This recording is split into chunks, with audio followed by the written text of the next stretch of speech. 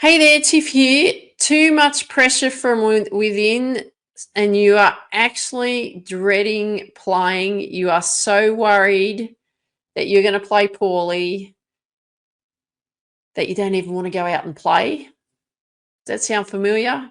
You're dreading playing your sport because you're just feeling the pressure. Well, don't go anywhere. I'll be with you very shortly, and we're going to tackle what you can do to counteract that. See you soon.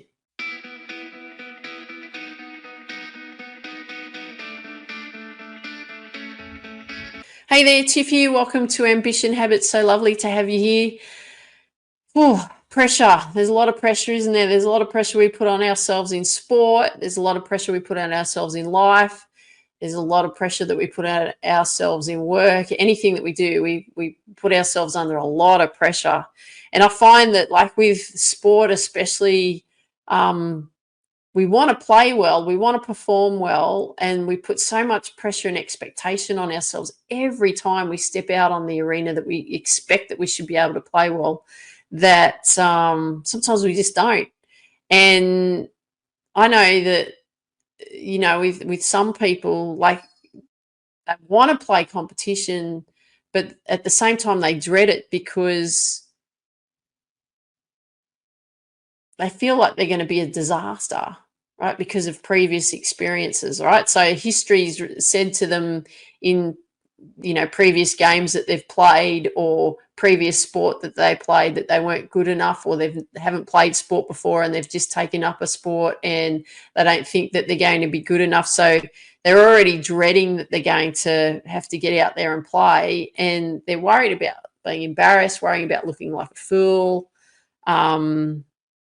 And they haven't even got out there yet. Like, they feel like they're going to be a disaster, and they haven't got there yet. Remember, it's a sport, right? It's not life or death. Really, it's not. I mean, I love sport. I've lived my life in the sports arena, and I will do that until the day I die. I absolutely love it. From the moment that I could walk and talk, I believe, I was running around with a tennis ball and a racket. So it's part of my DNA, sport, but it's a sport, right? And yeah, we're going to feel like we're going to dread playing competition because we don't feel confident within ourselves. Yeah, we might feel embarrassed because we don't feel like we're going to be living up to what we think that we should be able to play like. But if we have all these worries and these fears and these doubts and this lack of self-confidence all the time, and we're worried we're going to embarrass ourselves, we're worrying about we're going to let other people down, all of this self-talk, right? All of these thoughts that go on is like off the court anyway, isn't it? Like, you haven't even stepped into your sports arena yet, and you're already setting yourself up for disaster because all you're doing is worrying about everything. And so if you want to play better, you may have heard a few previous episodes on what I said about, look, get your skills in place. So important to do that so you can build that consistency, so that you can build confidence. So that's a really important thing that you need to do. But what else could you do? I've got some more things for you to do here. So the thing that we want to do here is, like, let's combat this thing that you're feeling of dread. Let's combat this thing that you're feeling like you're going to embarrass yourself. Let's combat this thing that you feel like that you're just not good enough. Let's combat this thing that you're worrying about how you're going to play, right? Let's combat this frustration. Let's do something about it. So here's a really good thing that you can do here, and here's a strategy for you. So we could develop some mental triggers for you. And what really mental triggers are is that they can be like physical cues. They could be verbal cues that you could focus on when you're playing. So it really doesn't really matter like what it is, whether it's a physical thing. You might tap yourself on the wrist or the elbow, or on the chest, or something that might be a physical cue to help you get reset. You might have a verbal cue in the sense of something that you'd say to yourself, like, let's go, or something like that. There's no wrong here. We just need to figure out what's going to work best for you. So it's whether you focus on a physical cue, focus on a mental cue, a verbal cue rather, then either one's fine or both are fine, right? There's no wrong. It's just we need to help you reset and find a way to help you get prepared for playing your particular skill in your sport, right? So we're getting you creating this sense of readiness for you. Now, the other thing about creating like a physical cue or a verbal cue is it's really powerful. It's a really small thing that you can do, but it's quite a powerful thing. So I'll give you an example. So I take a lot of people away on golf tours, a lot of women away on golf tours, and I find that they get very worked up. This same sort of stuff, right? They're worrying about how they're going to play. They tell me how poorly they're going to play. They're worried that they're not going to be good enough. They're worried about what I'm going to think of them when they're out there. They're worried about the people that they're playing with. They're worried about, letting them down or holding them back. And, they're worried about how they're going to play when they go home. There's all of this talk that goes on. Now, some women that I've worked with, they get quite flustered and so on. So, a simple physical cue that I've suggested in the past is when they set up to the ball, just take a breath before they go to swing, right? Because they get into such a state of panic, they just get up quickly, try and get rid of the ball and get it over and done with, rather than enjoying the moment and setting themselves up for success, creating this physical cue that they could set themselves up to do so that they feel like they've got a bit more control. Great thing about breathing is it helps you slow down anyway. And what it does is helps them stop and then helps them reset. So let's look at another thing that we could do. So let's say, and I'll talk about golf because it's just top of mind for me. Another one that you could do is if you're going to set up to the ball, when you set up to the ball, go through a little process. You set up to the ball, put your feet together, then put your feet apart, and then you set to go, right? That's another little physical cue that you could focus on. And it helps you just reset, right? It helps you prepare. It helps you give that sense of readiness that you're about to perform the shot. Just like I was talking about, with the breathing, that I get people to do as well. Now, if you're thinking, let's talk about a tennis serve. So if you walk up to the baseline and you're getting ready to serve the ball, might be the amount of bounces that you do with the ball, to get yourself into that set state of readiness, that you're actually going to perform the skill, right? It just settles you. It could be 3 bounces, could be, I know some of the pros, they do 10, 11 bounces and so on for the same reason, right? So if you're then getting yourself and triggering yourself into a state of readiness, because now you're slowing down or you're taking a breath or you're getting your feet set or you're doing a bounce with the ball, it's telling yourself that now you're prepared to play the shot rather than worrying about what's going to happen, right? Now you're focused on executing the skill.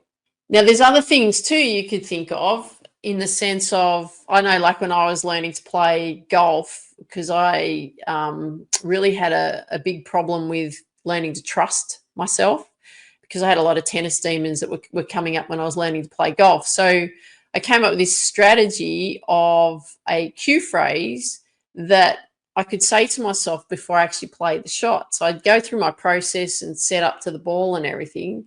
And then before I actually then play the shot, I'd say, trust your swing.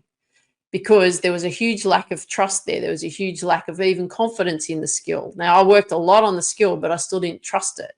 And one day I said to myself, if I actually learned to trust this and just looked at it as feedback and see what happens, I'd probably play it better. And I thought, okay, let's just do it. Let's trust your swing. And that's how that came about. So again, you've got to find something that's going to work for you. And like I said, it could be a physical thing. It could be and also a verbal thing that you say to yourself. But we don't want you to be looking at anything from a negative point of view. It's something that's going to help you get set and prepare to play your shot. Now, I've got 4 action steps for you for this one. right? So the first thing that we want to do, number one, is I actually want you to pick a physical movement that's going to be part of your focus in your preparation to perform your skill. So like I said to you before, like, I've told people that I coach just to take a breath. It could be your footwork, getting your feet in a particular position. Doesn't matter. You just find something that's going to help you, that you need to repeat repeatedly, right, over and over again, that you can then know that that's going to help you get set and get you triggered, get you ready to perform your shot. Number two is to create a saying, right? I find like you don't want any more than 3 words. 1 to 3 words is probably plenty. Because you don't want too much information in your head either, right? So you've got your physical trigger, like you're going to get set and do something physically that's going to help you prepare. Then the second thing you're going to do is actually come up with something to say. So like I said to you, mine was trust your swing. I use that in everything. Any sport that I play these days is trust your swing, because it's really about trusting. And the other thing that I also do through, and it's part of my pre-shot routine, but there's a lot of breath work that I do leading up to playing a shot, and also how I breathe when I actually perform the shot. And I'll go in that in more detail later on in another episode. But I just want you to be thinking that you could have a breath, and then could be your physical thing, and then you're setting yourself up to then say something to yourself. So like trust your swing is what, like I said, is one thing that I say. You could say nice and easy. You could say just feel it.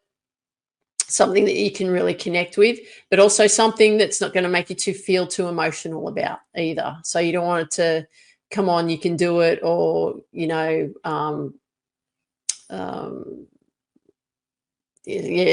something around that. I'd prefer you to say something that's quite neutral, but something that's around a feeling or a trust or something like that you can rely on, and then you're just focusing more on the process. Okay. Now, the third thing that you want to do from that is you want to practice it. So I want you to, once you've figured out like the physical cue that you're going to add in, and then you figured out the verbal cue that you're going to add in, go and practice it. So go to wherever your practice area is and go through the process and practice it. And you want to practice it so that you can feel comfortable with it. Then the fourth thing that you do, you're going to have to implement it out on your sporting arena when you're in the form of competition. Even if you go out and practice and you play a practice game of some description, practice it then too, right? So that you can test it out, see how it goes, so that you can then implement it when it comes to a tournament or it comes to a competition. So it helps just keep you nice and calm. So what are we going to do here? We're going to focus and develop some mental triggers, and they're really mental and physical triggers. So number one is you're going to pick a physical trigger or physical movement that's going to help you focus in your preparation to perform your skill. Second thing you're going to do is you're going to create a saying prior to you performing the skill. Trust your swing's a good one. Trust yourself. Nice and easy. Just feel it. Third thing you're going to do is you're going to go and practice it, right? So you're going to go and work on that and practice and implement it so that you feel comfortable with it. And then the fourth thing you're going to do is you're going to go and implement it in your competition, test it out and see how you go. So I hope you enjoyed today's episode. Love it if you could share with me what you like best about what you heard today. I'd really appreciate that. So it's all about really building that trust, isn't it? And helping you get really settled in your sport so that you're not worrying and you're not feeling the pressure. You've got other things to focus on. Now, before you go, if you want to build more consistency and confidence in your game, come and get your 3 steps to building self-confidence with the Has Confidence formula at my website, tiffany-micah.com. You can harness your strengths and build resilience. You can activate positive self-talk and mindset techniques and sustain confidence through improving your mental and physical skills. So make sure you come and get that. I'm actually turning that very shortly into a masterclass, so you'll enjoy it even more. So keep your eye out for that one. But make sure you come and get your 3 steps to building your self-confidence. Love to see you there. And for now, I want you to dream big, believe in you, go after your dreams. Take care. Talk soon. Bye for now.